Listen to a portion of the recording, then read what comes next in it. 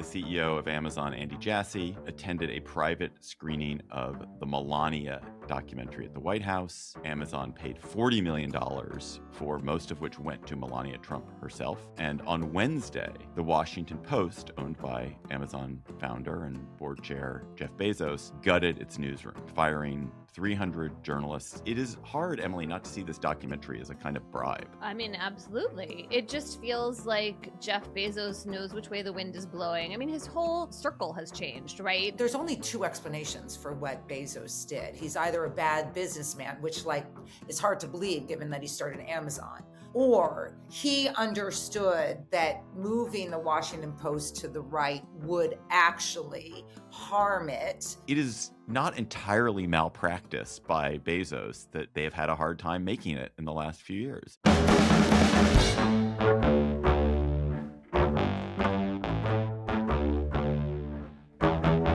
Hello, and welcome to the Slate Political Gabfest. February 5th, 2026, the Is the Melania Movie a Bribe edition. I'm David Plotz of CityCast here in Washington, D.C.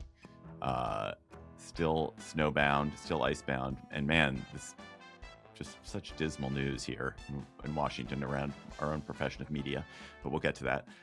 From New Haven, Connecticut, and the New York Times Magazine, and Yale University Law School, and a great cable knit sweater, a great Norwegian fishing sweater, Emily Bazelon. Thank you. All right, I'm glad you're advertising my sweater. Hey, Juliet. Hey! That, of course, is most beloved Gabfest guest host, Juliet Kayyem. I always forget where you're at Harvard, Atlantic, CNN, Kennedy maybe. School. Yeah, Kennedy School. Not personally on the hook for the $1 billion that Harvard has to pay. Apparently. Trump. I hope you don't have to pay any of that. I hope that is not something you've got to do. John is off this week. I think he's in rehearsals for his new one-man show about Grover Cleveland called Cleveland that he's just getting ready to make. That's going to be his career shift. Are you excited for that, Emily? I'm really excited. Juliet is uncertain about whether. Wait, is that real? I'm so excited. No, it's not real. Oh God, you can't. I don't. I'm going to give a shout out to John because his Substack is awesome. This week on the Gabfest, we will juxtapose the massive and disheartening layoffs at the Washington Post, Jeff Bezos' Washington Post, with the grotesque promotion of the Melania documentary and series, for which Jeff Bezos' Amazon paid $40 million. And we'll just talk about the general climate of dismay and corruption that we see around us. Then, could Trump nationalize the election? What would that even mean? We will talk to election law expert Nate Persley about that. Then, why are the Clintons having to testify about Jeffrey Epstein? What does it signify that they have been compelled to do that? Why didn't Democrats protect them from a contempt of Congress vote? Plus, we will have cocktail chatter. And a reminder, if you're in Washington next week on February 11th, Wednesday, February 11th, we have a live show at 6th and I here in DC at 7:30 p.m. You can get tickets at slate.com/GabFestLiveDC. It's another show on our 20th anniversary tour. We have the most brilliant member of Congress, Jamie Raskin, will be our guest. He has a lot to talk about. And of course, we have a lot to talk about what's going on nationally and specifically what's been happening here in Washington. We're going to, I'm sure, get into the Kennedy Center, for example. So please, if you have the chance, come join us at 6th and I on February 11th, slate.com/GabFestLiveDC. They're going to do a preview of the one-man play, right? During that? Yeah. Yes. Exactly. We are going to do that. Good. Little hint. The juxtaposition is just pretty depressing. Over the weekend, the CEO of Amazon, Andy Jassy, attended a private screening of the Melania documentary at the White House, a documentary that Amazon paid $40 million for, most of which went to Melania Trump herself, a documentary which Melania Trump had editorial control over, and for which they're also paying another $35 million to promote. These are numbers that are absolutely unheard of in documentary world. And on Wednesday, the Washington Post, owned by Amazon founder and board chair Jeff Bezos, gutted its newsroom, firing 300 journalists, taking a newsroom that had been more than 1,000 journalists just a few years ago down now to, I think, about 500. They eliminated the sports section, a lot of foreign coverage, most of its local coverage. And this is we'll talk about what it is in response to. Is this in response to something that Bezos did wrong? Is this something that is just kowtowing to Trump? Is it some other set of circumstances? I commend to anyone the really great piece in The Atlantic by Ashley Parker, a former Washington Post writer, which begins, "We're witnessing a murder." And it just talks about Jeff Bezos and the publisher of the Washington Post, Will Lewis, killing everything that made the paper special. So it's a pretty dark moment here in Washington around media. And actually, I want to just preview that I'm going to have a cocktail chatter more specifically about that. But let's talk about this. It is hard, Emily, not to see this documentary as a kind of bribe. I mean, absolutely. It just feels like Jeff Bezos knows which way the wind is blowing. I mean, his whole persona, his whole circle has changed, right? I mean, when he bought the Washington Post, it was in around, I think, like 2013. It was in this moment of, I'm going to be this steward. I'm taking over this jewel of newspapers from the Graham family, which obviously had been the storied keeper and owner of this paper, the stories going back to Watergate and before. And Bezos seemed like he understood that this was not just a purchase, but also a kind of public trust. Now he's like a transformed human, right? He has a new wife, a new life, and there's a president in town who would like nothing better than for him to destroy this paper. So as he's simultaneously spending these gobs and gobs of money on this documentary, which is universally loathed by critics, right? Sounds completely vapid and like basically propaganda project. He's also laying off tons of people who are doing good work. And, for us, all of us, I'm sure this is personal in some way. I mean, this is a paper where we know people, we read it, we care about it, it matters in the world. And it's just been decimated in this way that feels so bleak. I mean, the Washington Post has business challenges, and we can talk about that. But I also blame Bezos for a lot of that. So to me, it just feels like this both opportunistic and underhanded move. Julia, let's stay on. We'll get to, I think, more deeply into the Post in a second. But just to stay on the Melania film, there's so many different varieties of corruption that are being manifest in the Trump administration. I mean, we saw this incredible one involving the UAE and its access to high-end chips to drive artificial intelligence. We can talk about that one too. But is it like that extremely grotesque for Amazon to have overpaid for this documentary and put on this puff piece and given line Melania's pockets? How does that rank, I guess, on the scale of things that people are doing to stay in favor with Trump? Because it's clear that if you want access to this administration and if you want to succeed and if you want your business to be protected, you kind of have to pay the bribes, right? Yeah. And I mean, it's not like a national security threat. So you mentioned one of the breaking stories this last weekend from the Wall Street Journal, which really was like sort of pure bribe, because it's clear that the UAE got out of its investment into the Trump family a waiver of a national security prohibition of sharing these technology chips that are protected by all sorts of CFIUS and all sorts of national security rules. Got a waiver. And when UAE got that waiver, I remember lots of people being like, what the heck? Like, why them, as compared to anyone else? Now it makes sense. And clearly the reporters there had gotten word. So that's, to me, that's like your sort of pure corruption in the sense of our policy is for sale. But this is pretty bad because Bezos isn't just the head of Amazon, of which I could, under some theory, think, okay, these big companies are just trying to be nice. And, you see that with Tim Cook at Apple, although he's going way too far in this regard. But the movie, to me, is actually directed about the Washington Post. It is about someone who's willing to invest in a fake misinformation, disinformation narrative. That's what everyone says. And and I think the only truth out of it, because I have a friend who saw it, was there is like a picture where they go to different bedrooms, right? So I was like, okay, that I get. That seems to me true, that they are not actually, together in the, yeah, exactly. That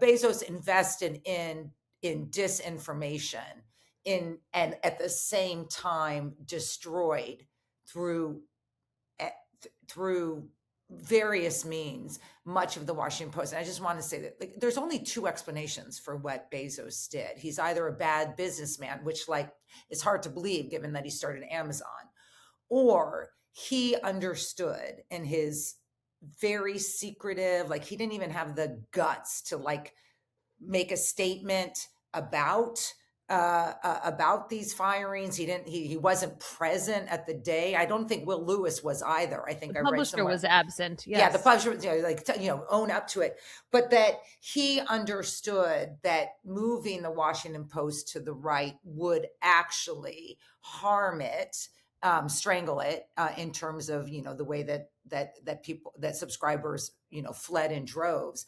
And then that became the justification for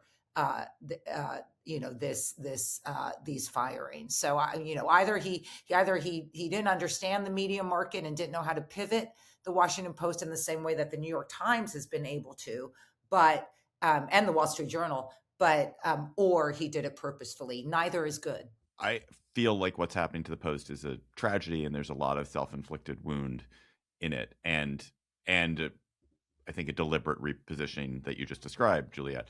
I am more forgiving. The New York Times has made a massively successful transition as a newspaper. It's been incredibly successful. The Journal is sort of a different creature. It's kind of hard to know how successful the Journal is, but it also serves this very narrow business function that is makes it an easier business. Every other entity in American media, American newspaper media, has been in major trouble. Every single other one. Look at the Los Angeles Times, look at USA Today, look at the Chicago newspapers.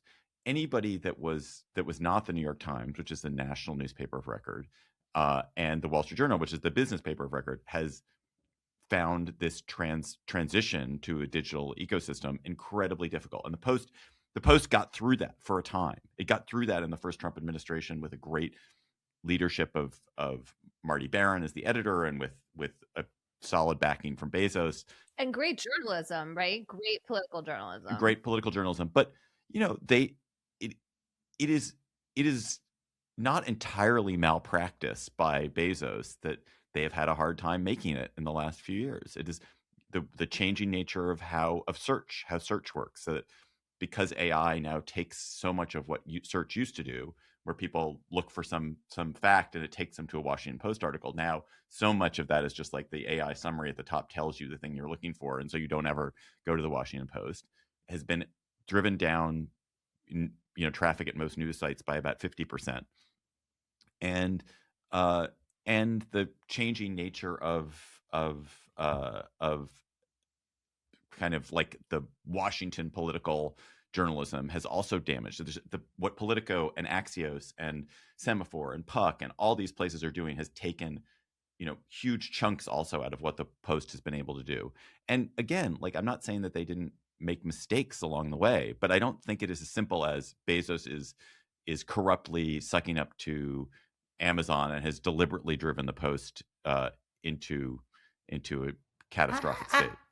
David, I see the charts. There's one circulating online where, basically the New York Times and the Washington Post are, really, really doing well because of their ability to adapt. And, and New York Times, sort of invest in games and Wordle and And this is like circa 2016 or 20, right? Yeah. And then it's the suck up.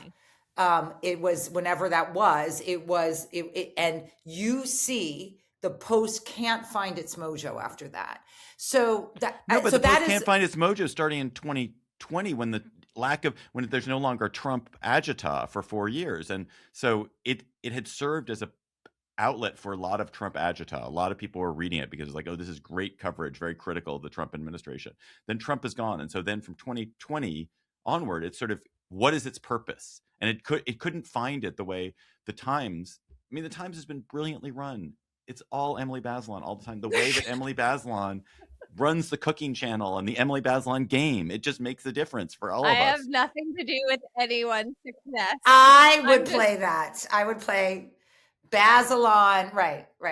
So, but I mean, look, like, of course, David, there's a lot to what you're saying. It's also true, though, that Bezos is, has incredible business acumen in these other areas. And so there's this part of me that just can't help thinking, like, well, if he had really rolled up his sleeves and put his mind to this, or found really good people, because he found really Yes. crappy Yeah, people, true. then they could have done better. And then, of course, we have to talk about the self-inflicted blow of canceling the Kamala Harris endorsement, I think like 12 days before the 2024 election, which infuriated subscribers. And then it had this very weird shift on the opinion pages, which is like, we're only covering some things from some point of view, which also infuriated subscribers. Now, personally, I wish all those people who'd canceled their subscriptions had instead canceled their Amazon Prime subscriptions. Yes. I feel like that was really like misdirected rage. However, all of those things, like, those were Bezos's calls. And then even if you want to say, the odds were against the Post on business terms and you want to give him a pass for all of that, then you can still ask, like, couldn't this person who makes gazillion dollars, right? I mean, Peter Baker, my colleague, had a stat online that in the money that Bezos makes in 1 week, he could absorb the current losses at the Washington Post for 5 years. So if you are that person, like, don't you have some kind of, if not obligation, like calling to make this enterprise a nonprofit, to have an endowment for it, to think about its future in a way that actually is going to support the institution? And the answer is no, you don't, because you are spending all your money on the Melania documentary to suck up to Donald Trump. And remember that vision, that image of him with the wife and I'm gesturing at the inauguration. I mean, that to me was, he was putting down a marker that his enterprise, but his enterprise, a family enterprise, because I think his wife was like the only spouse there of all the CEO titans, was going to be directed to support Trump. And I do want to repeat, because I think this was purposeful. I think he had a plan because no one buys the Washington Post. Well, let's put it a different way. Like, if you buy the Washington Post, you should have some philanthropic belief, right? That you are going to have to invest in it, as was done with at the Atlantic to sort of keep it going. And the Philadelphia newspaper. And the Philadelphia newspaper, right? So is the complete patheticness of blaming everyone else. Everyone should read the message to the employees that are losing their livelihood. It is rude. It is condescending. It acts as if the management decisions were made by some, reporter who's out in the field in Akron, Ohio, right? Like it says we were not producing enough content, when in fact reporters are now saying we were told to limit the amount of articles that we were writing. It left foreign correspondents in the theater of war with no idea about how they're supposed to get back. What does that mean about insurance? What does that mean about their safety and security? It was to me, it was purposefully cruel. 100% the way they've done it has been grotesque, and 100% that, like, the blaming of the journalists is grotesque, and 100% that there's a series of personnel. I mean, like, I think the hiring of the publisher, Will Lewis, has been really bad for the paper. And 100% Bezos could, with 1% of his fortune, ensure the Post's safety and vitality in perpetuity just by setting up as a foundation. Maybe he'll end up doing that, one hopes. All of that is true. I also would just say that I think the business of making the Washington Post work as a business is really, really, really, really, really hard. And Bezos actually had a really good run at it. Bezos and Marty Baron had a really good run at it for a few years because of the set of circumstances, and he did invest a ton of money into it. And now he's, for I think a mix of deeply cynical reasons that you have just described, Juliet, but also kind of a frustration with the fact that it's just hard to make it work. He has pulled back from it. I think it is.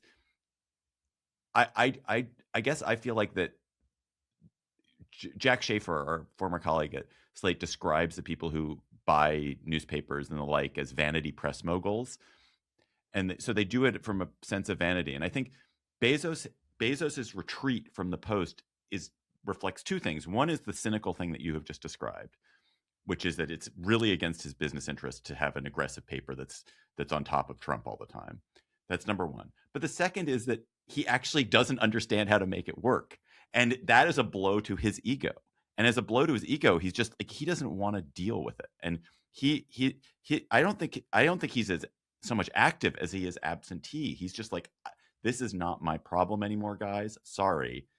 And that's a kind of and it's a very dismissive way to treat, people's lives. But look, I feel like didn't Amazon just lay off something like 16,000 people? Yeah. So Amazon, like they lays off 300 people at the Post, and we're doing a whole segment about it. Lays off 16,000 people. I mean, there's a callousness to operating a big business that Jeff Bezos is well aware you have to have.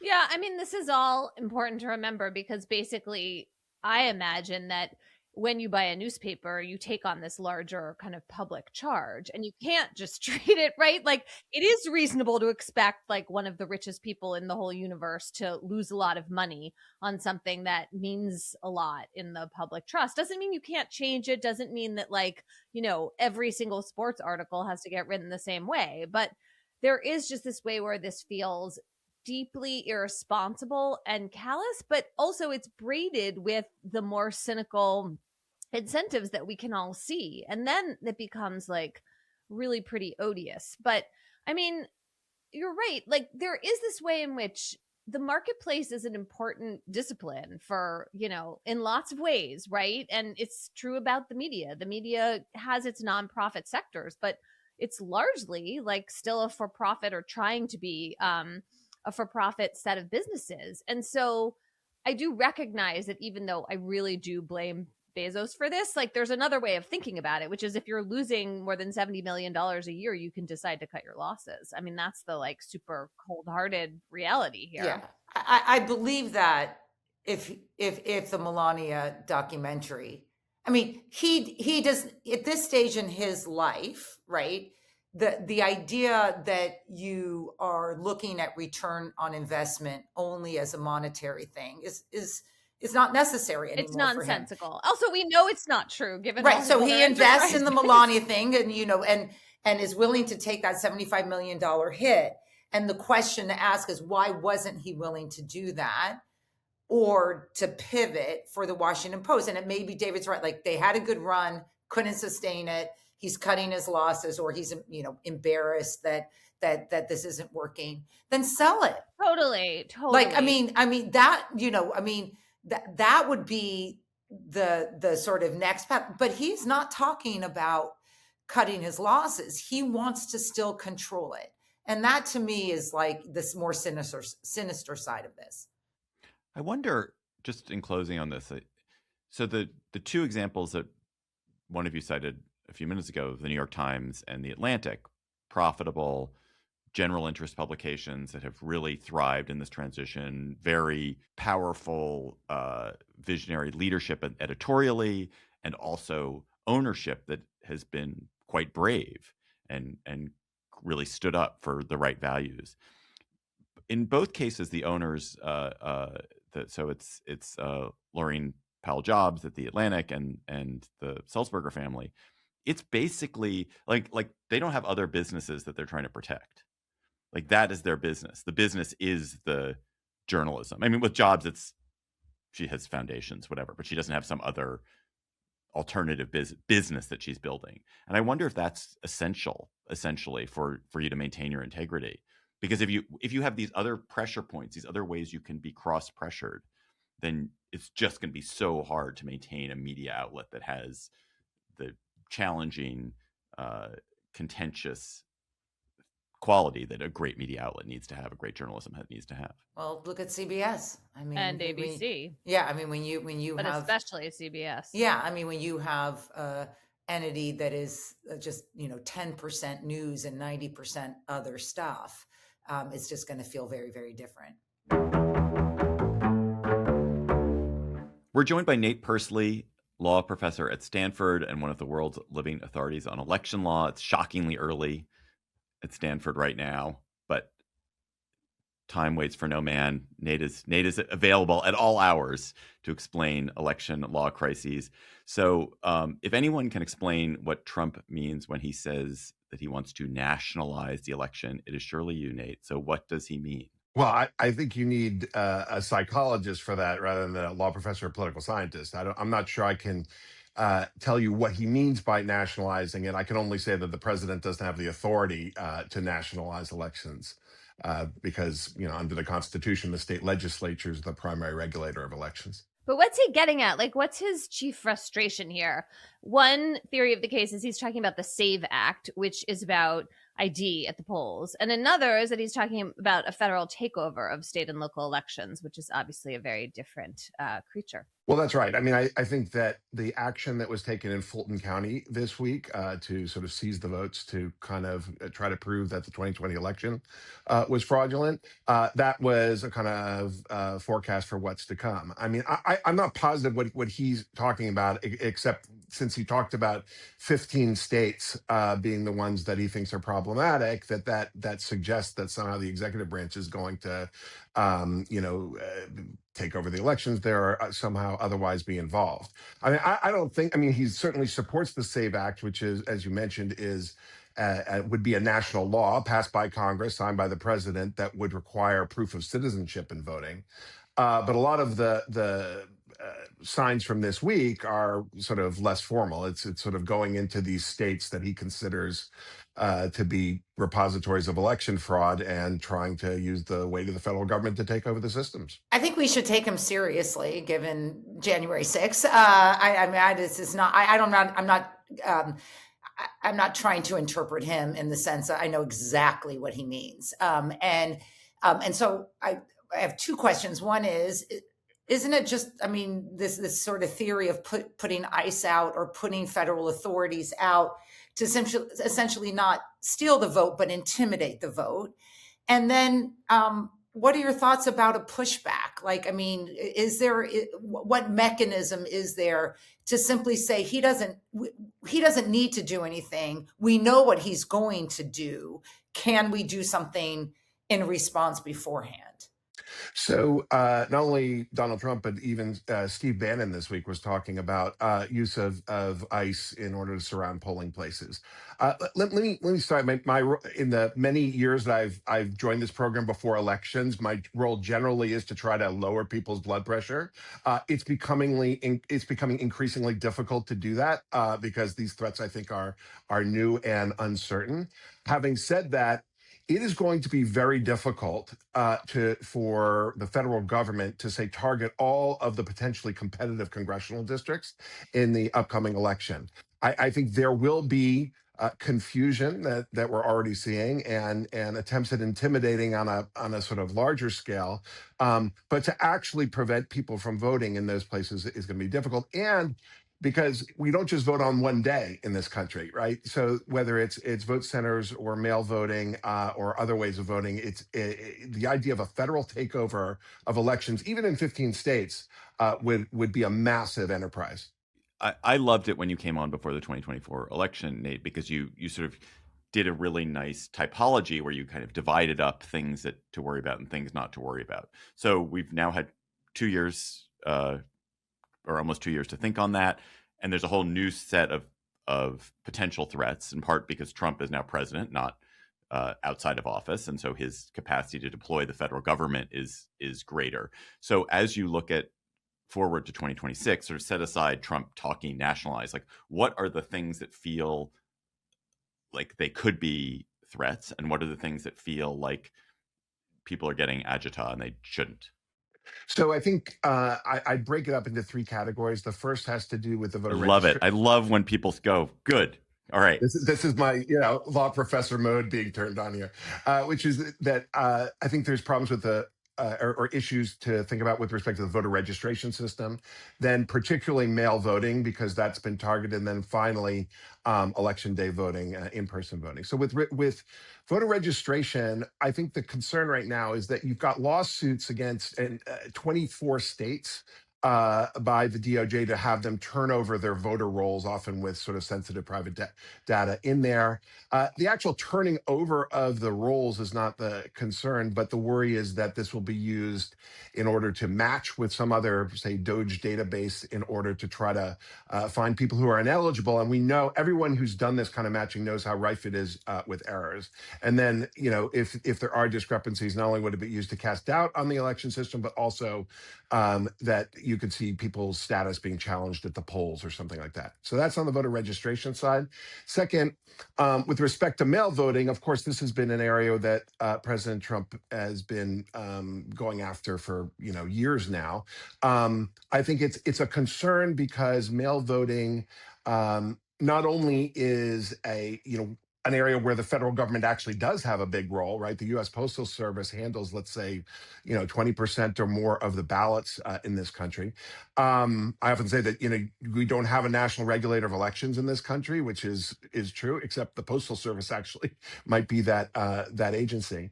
And so concerns about mail balloting, both that the president has voiced and tried to enact through an executive order, as well as new issues with the Postal Service that I think create real concern. Finally, on election day, then we're talking about the kind of problems you were talking about before, whether it's the positioning of troops or the sending of ICE or other attempts to intimidate.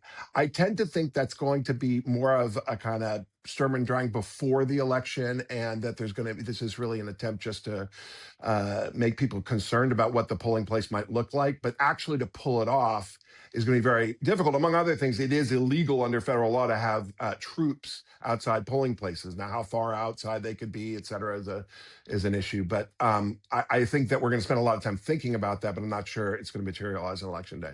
I want to go back to the FBI seizing all the ballots and voting materials in Fulton County. So Tulsi Gabbard, the director of what's it called? The Office of National Intelligence. Yes, ODNI. Yeah. ODNI showed up weirdly.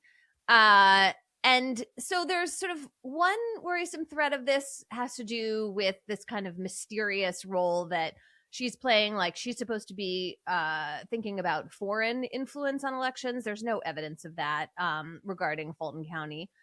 That was weird, but maybe she's just currying favor with Trump, and that's like a big waste of everyone's time. I'd love your thoughts on that.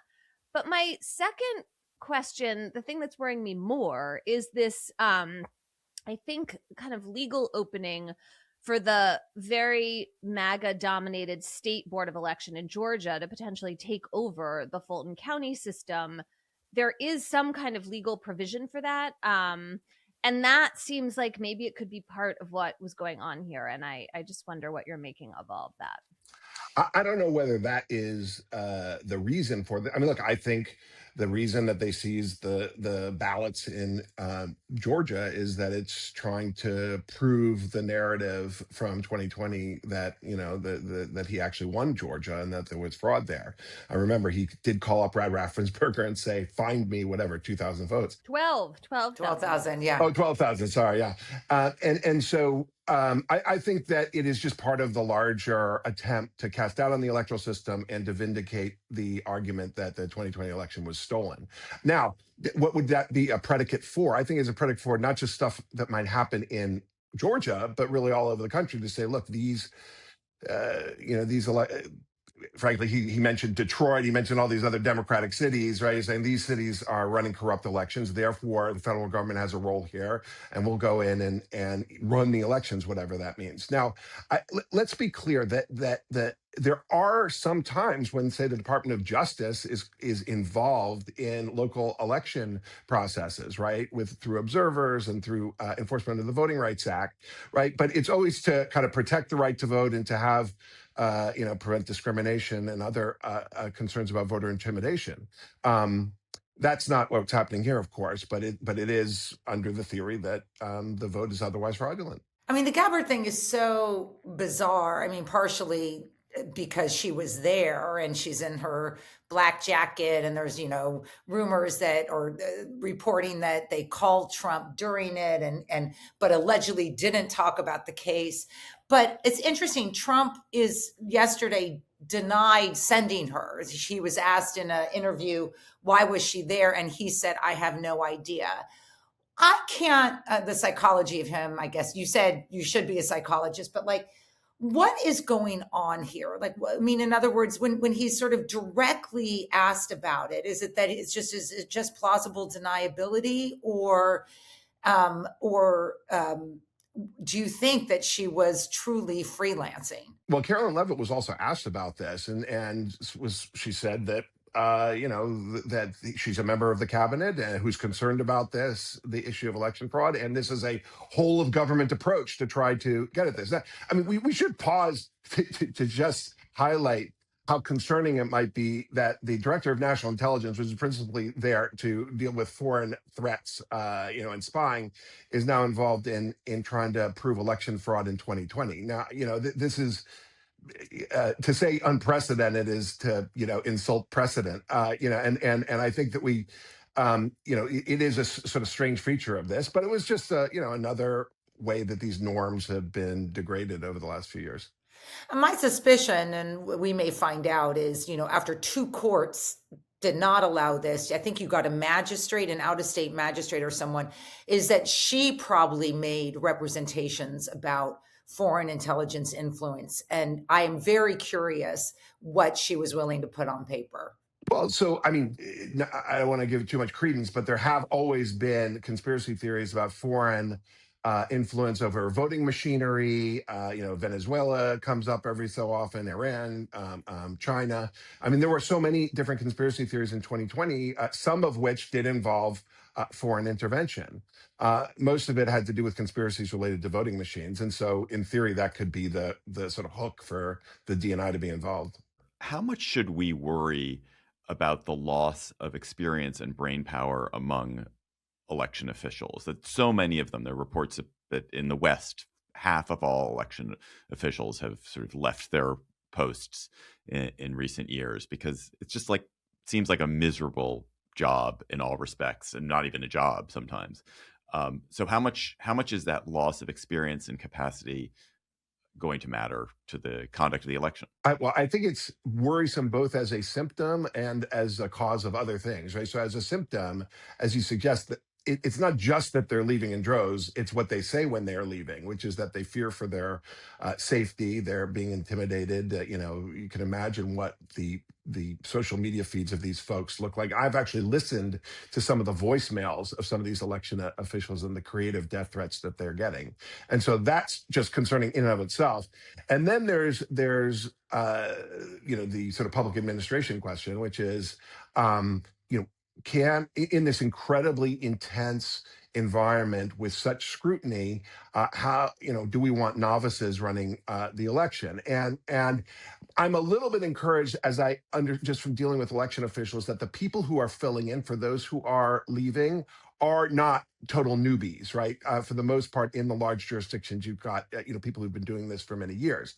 But it is concerning that we're having sort of the highest turnover on record that since we've been measuring this in election officials, and it's the most senior ones who are just saying it's not worth it anymore.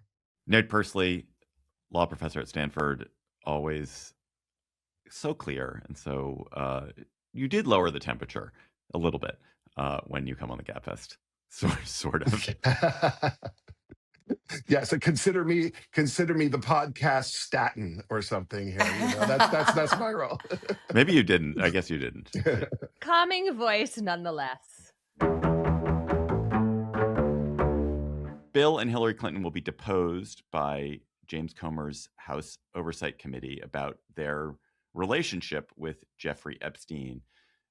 This is the final stage of like what's been a very protracted pressure campaign on the Clintons, in which Comer and other Trump-allied Republicans have been eager to get the Clintons under oath, sort of humiliatingly under oath, answering questions publicly about this. And the Clintons tried to provide sworn testimony to the committee. They tried to sort of negotiate their way out of it, and ultimately, after the House issued a subpoena for them, and the Clintons tried to ignore the subpoena and threatened with a contempt vote by Congress, which Democrats, or by the committee, which Democrats joined in. The Clintons have capitulated and are going to agree to this testimony, even though their relationship, Hillary Clinton, as far as we can tell, had no relationship with Jeffrey Epstein, and Bill Clinton, may have had a somewhat social relationship with Jeffrey Epstein, but it's quite minimal compared to, say, Donald Trump's deep relationship with Jeffrey Epstein. So, Emily, what's happening here? Who wants this? Why do they want it? Why are Democrats going along with it? Like, is this a good precedent? Is this a terrible precedent? I'm confused. I'm not, well, we'll see if I'm confused. I'll lay it out. I'm not sure what I think about all this. So, I mean, Comer and the House Republicans are obviously trying to create a giant distraction, right? I mean, the Clintons remain red meat for their base. Bill Clinton did have some relationship with Jeffrey Epstein. So, like, let's call them out on the carpet and create a story about this particular corner of the many parts of the Epstein saga. And this particular part of it is good for Republicans. So let's do that. The Clintons didn't want to cooperate because they feel like this is unfair. And also they're just like tired of getting dragged in front of Congress, right? I mean, Hillary Clinton's 11-hour testimony about Benghazi, I'm sure must still trouble them both. And so they said no. And then some younger Democrats said, wait a second, we're going to vote in favor of this contempt consequence for the Clintons because we want to have congressional oversight on former presidents. And we don't want to set a precedent of a former president saying, no, I don't have to show up in front of Congress. So, I mean, I guess you could say two things about that. One is that it's terribly naive to imagine that there's any kind of consistency that will ever, or reciprocity that will ever come from this, because when someday, if the Democrats are back in power and they try to subpoena former President Trump to testify in this mystical future, he's not going to come anyway, and he'll sue them and it'll never happen. And so, like, why be naive? Like, why bring a knife to a gunfight?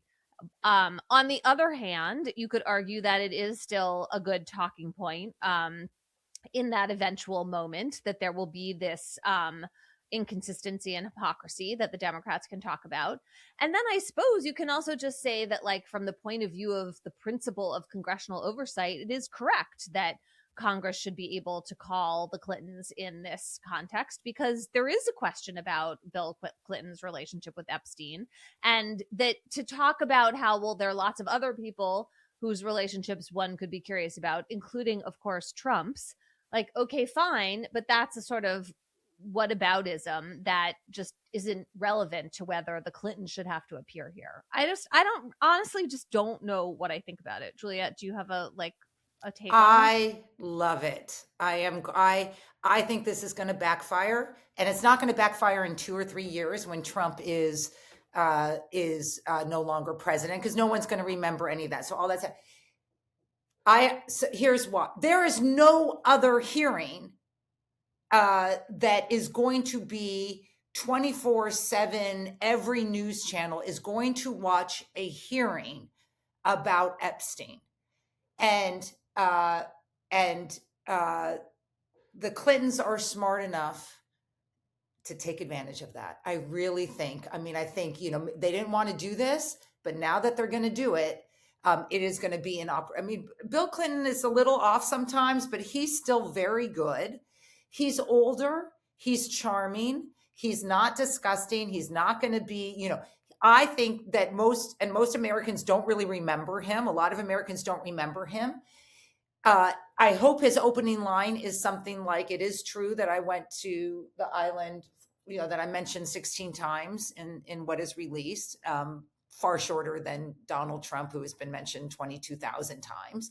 And I think this is gonna backfire, not only in the future, but I think the moment itself, because I think the Clintons are smart enough now. They're not going to play this game, and they have enough people around them that will be able to guide them through this. Remember, Democrats are also going to be able to ask questions, and if Democrats are smart, which they will be, because presumably they know exactly what's going on here, every question is going to be about Trump. Clinton won't be able to answer, but the whole point is the question. So the law side and the protecting the presidency, I get. But I have, the rules are not applying. And I'm tired of Democrats acting like they should. I really am. Do you guys think that the vote for the contempt by some of these Democrats, primarily young Democrats, reflects a progressive versus old line Democrat feeling, or does that really not have anything to do with it? I mean, is this a bunch of young Democrats, young progressive Democrats, who are sort of sick of Hillary and Bill Clinton hanging over them?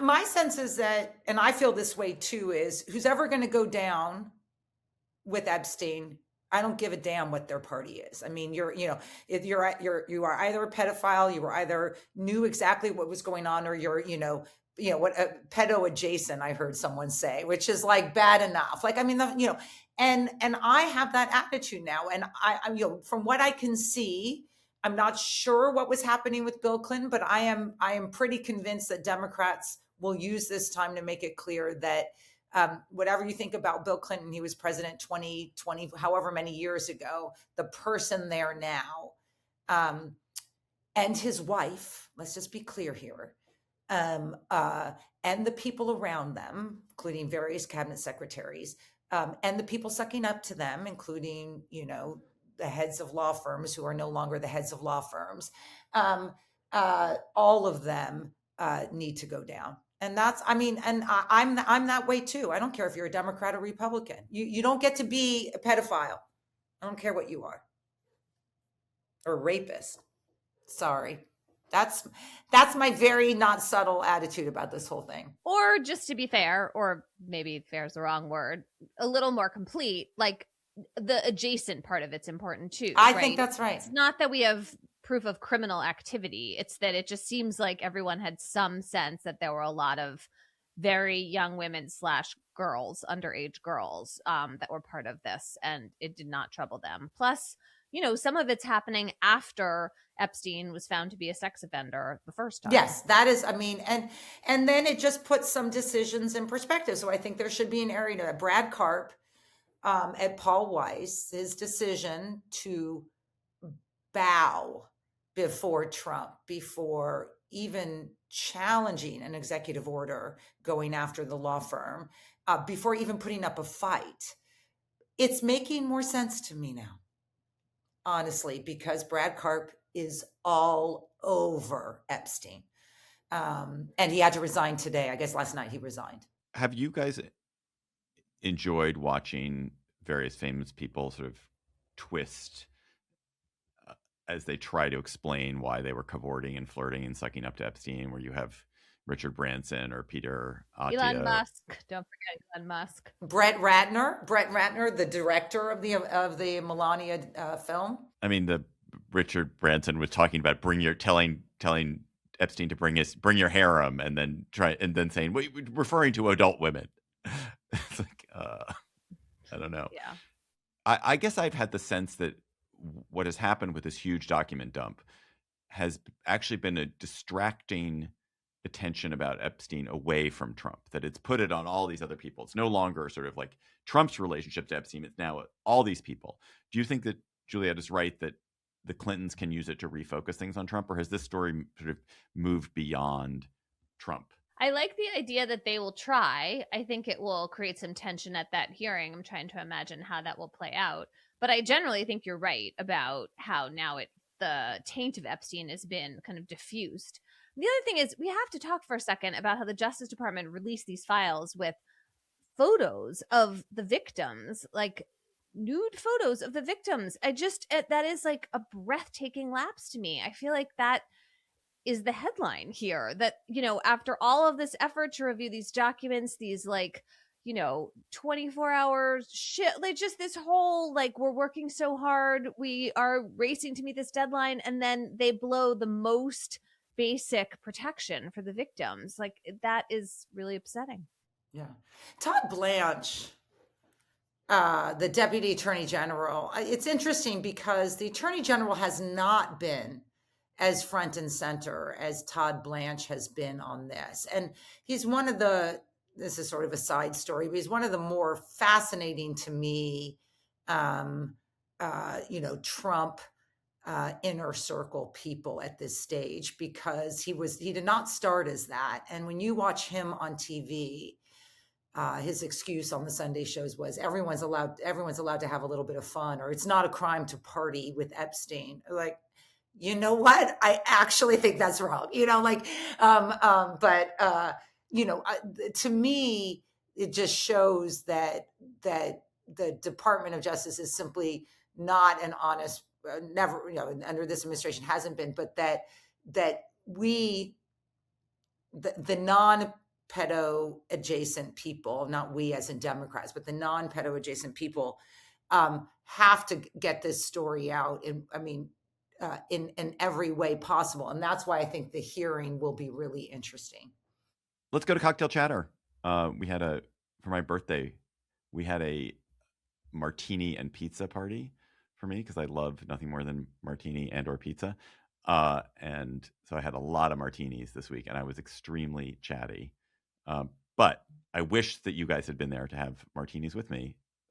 What would you have said, Emily, had you been there? Well, the first thing I would have said is that everybody needs to go watch the new version of The Muppet Show with Sabrina Carpenter and Seth Rogen, and of course, most importantly, Kermit the Frog and Miss Piggy, etc. It's totally entertaining. They're just doing their Muppet Show thing. Like, it's not it's not different. It's not more clever. It's just The Muppet Show, which I absolutely loved growing up, and I'm very happy to be old enough to be Sabrina Carpenter's grandmother and to have known Miss Piggy back in the day, if I get to have this. So go watch that. But on a more serious note, fulfilling my usual role as the doomsday woman of cocktail chatter, I was really struck by a ProPublica story this week by Melissa Sanchez and Jody Cohen about the reason for a midnight immigration raid on a Chicago apartment building. This was something that happened several months ago. It got lots of attention because they pulled all these people out of their apartments in the middle of the night. There were detentions for more than 30 different people. It was just like a very aggressive early operation in the immigration surge. And at the time, the Trump administration said this was because they had proof that the Venezuelan gang Tren de Aragua had taken over this apartment complex. Actually, now that we have some documents, we can see there was zero evidence to back up that claim. And really what was happening was that there were immigrants who were in their apartments that and weren't paying rent. There were squatters in this apartment building, which is really different than a gang takeover. And the idea that these incredibly aggressive tactics were justified by the presence of squatters, it just is a very different picture than was painted at the time. Did the landlords narc it? Yeah, it does seem like the landlords were part of what happened here. And I mean, I just hats off to ProPublica to going back and finding this and writing about this. It also, though, is an example of something that is so frustrating to me right now, which is that the immediate coverage of so many things reflects the administration's point of view. Like, how can it be otherwise? The government shows up and does some aggressive thing. The press is going to say what the government claims is happening. And then it takes a while for the more complicated truth to emerge, or the completely opposite.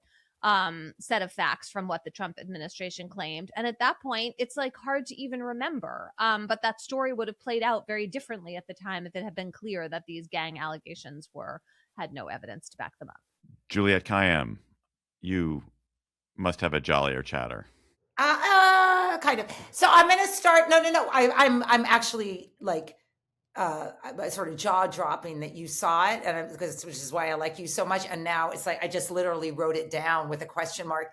But okay, so I'm going to thought that it was terrible. But I like. You're not a Muppet Show girl. Oh my God, I should be. Shocked. But on the culture front, Shrinking is back. Which those of you who do not watch Shrinking, which is just an absolutely fun show with Harrison Ford and a top-notch acting team, is now. I think it's Apple TV, and so in February 5th or 6th or whatever, early February, when blocks of ice surround us that don't seem to melt, don't ever melt. And are like piled on all the street. They're never going to melt. Oh I literally read something that said just the anticipated cold front means it is unlikely that these blocks of ice are going to melt before the end of February. But that's me. Okay, so the second is I think about America's brand abroad, given my work, and just remark that that for those who are going to watch the opening ceremonies for the Milan Olympics and the 2 weeks that are going to unfold with the best of America and the best of what it means to be part of a world and competition that doesn't involve tariffs and weapons and killing. I'm very sappy about the Olympics, that the U.S. team, as is true of all Olympics, sort of has this place that they, rent, and it's where all the young players get to go and look fabulous and have fun. And it was called, for obvious reasons then, the Ice House, because it's cold and whatever, and because of our brand with ice, and protest on the street of Milan about ice, about the potential that ice was going to be coming to Milan, had to change it to the Winter House. And that little anecdote is just, just how I think about how much we're going to have to unwind the brand if we get that opportunity. I'm a lifelong Washingtonian, and like probably many of you, I have been a Washington Post subscriber for decades. I mean, I first started reading the Post as I think I can remember following the Baltimore Orioles, and probably around 1979 when I was in third grade.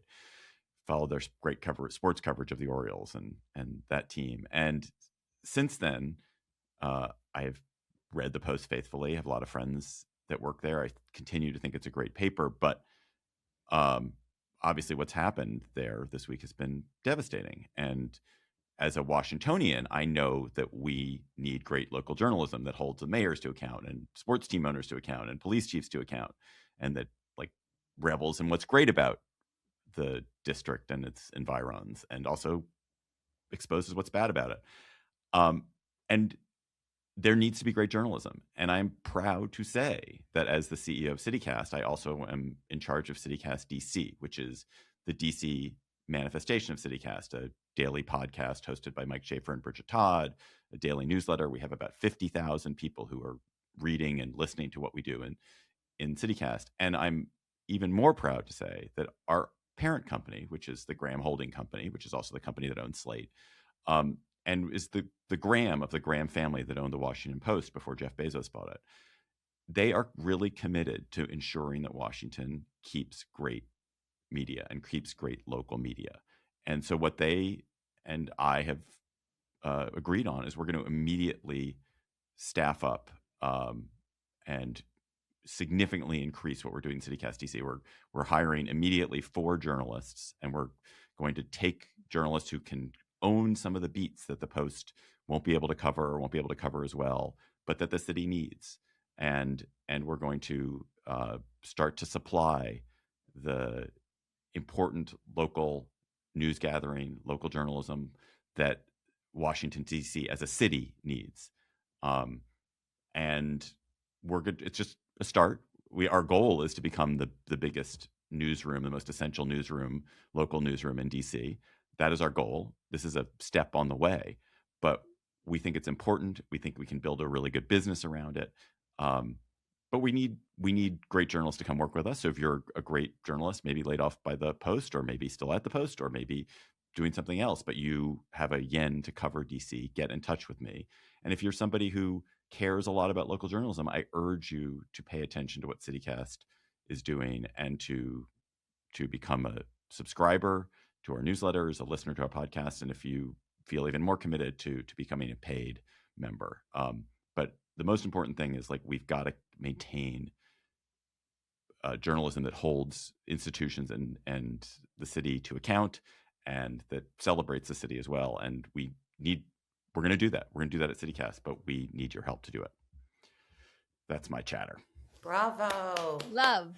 Listeners, you have sent us great chatters. Please keep them coming to gabfest@slate.com, emailing us there. And our listener chatter this week comes from Shrestha. Hi Gabfest, my name is Shrestha and I'm from Norwich in the UK. My chatter is a series of articles and podcasts following the year-long investigation by Ciaran Cale and Lucy Osborne at The Guardian. The Birth Keepers details the deadly influence of a pair of lay social media entrepreneurs who preach the wonders of giving birth without any medical input and take particular advantage of women made vulnerable by poverty, trauma or fear.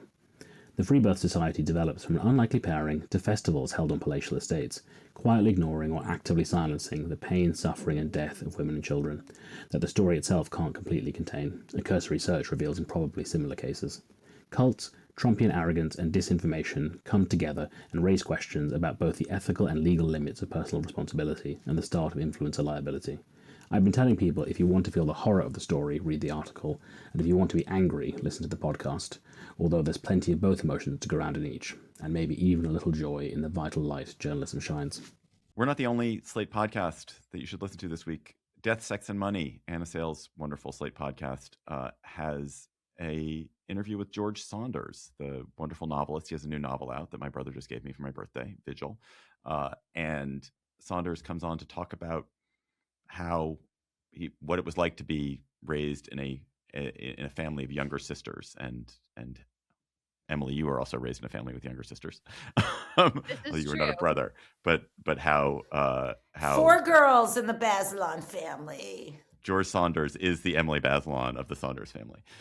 So check out the women who made George Saunders a wife guy on Death, Sex, and Money. That's all for our episode this week. We also have a bonus episode in your feed. We're going to talk about Ammon Bundy, the anti-government conservative activist who has stayed amazingly true to his principles in an interesting way. There's a wonderful Atlantic article about him. That's just for Slate Plus members, however, who also get discounts to live shows, bonus episodes on other Slate podcasts, and they never hit the paywall on the Slate site. So become a member today. Come on, just do it. Become a member. Do it. Subscribe to us directly from the Political Gabfest show page on Apple Podcasts or on Spotify, or go to slate.com/gabfestplus. Slate.com/gabfestplus. That's our show for today. The Political Gabfest is produced by Nina Porzucki. Our researcher is Emily Ditto. Our theme music is by They Might Be Giants. Ben Richmond, Senior Director for Podcast Ops. Mila Bell, Executive Producer for Slate Podcasts. Hillary Fry is Editor-in-Chief of Slate. For Emily Bazelon and Juliette Kayyem, who's going to the Olympics. She should go to the Olympics as being the greatest podcast guest. If that were a sport, Thank you. If that were a sport, she would win the gold. She would definitely win gold.